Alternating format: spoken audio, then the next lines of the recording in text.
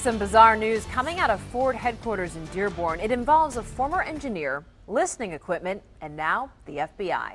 7 investigator Ross Jones is live in our newsroom with the latest developments. Ross? Heather, good evening. Former Ford engineer Sharon Leach has not been charged with any crime, but it is clear she's given Ford and the FBI reason to be suspicious. Was Ford Motor Company's world headquarters bugged by one of its own employees?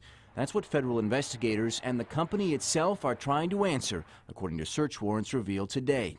The woman at the heart of this investigation is Sharon Leach, a former engineer who, as recently as April, was a featured speaker at a conference for the Society of Automotive Engineers. Today, Leach is no longer with Ford, and court records reveal perhaps why. Search warrants from June 24th show what the FBI was after: 5 computers, financial records and bank statements, work documents, and a Google telephone, all seized from Leach's house here in Wyandotte.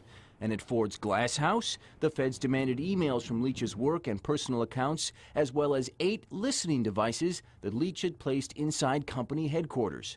John McElroy is a longtime automotive analyst. These car companies cannot take a risk anymore. They've already run into problems heretofore of people stealing from them. So even if they have the slightest suspicion of something going on, they have to act on it. Leach did not return phone calls today for comment, but her attorney, Marshall Tauber, said the listening devices were innocent. Quote, "She had them to assist her in taking notes from meetings she attended," he told me, and then he hung up the phone.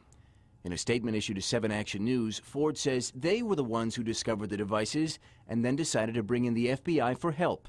While Leach has not been accused of any crime, automotive companies have been hit with recent cases of espionage perpetrated by their own employees.